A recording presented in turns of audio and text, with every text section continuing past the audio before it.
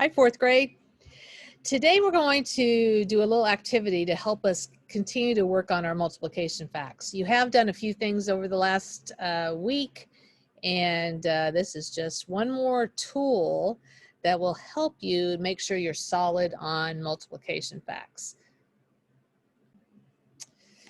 So attached to today's Google Classroom assignment is a multiples chart, and every one of you have your own copy. So this is done in Google Sheets, which is like Microsoft Excel, but through Google. So you can click around in any of these rectangles, which are called cells, and put numbers in them.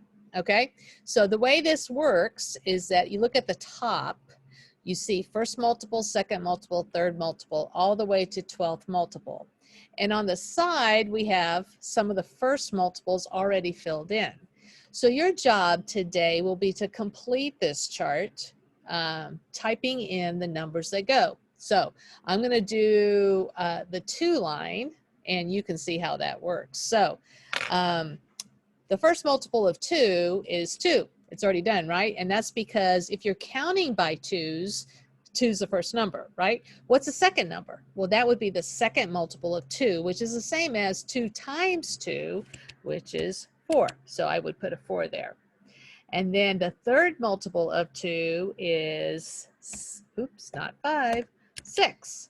And so you can see that we're counting by 2's. We're also completing a multiplication chart. Okay, so I'm going to go 8, 10, 12, 14, 16, 18, 20, 22, and 24. Now, I think in third grade, you only really cared about the first 10 multiples, but in fourth grade, I really want you to go out to 12.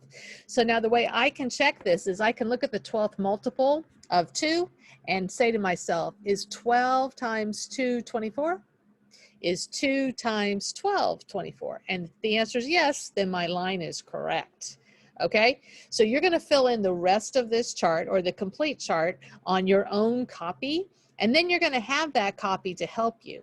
Okay, and then ultimately what we're going to do, and this will be interesting doing this remotely versus at school, is you're going to say these multiples out loud to me without looking at your sheet.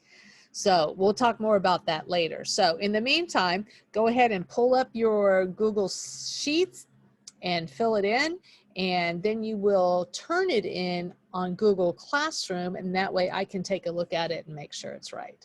Okay, have fun, and I will see you soon.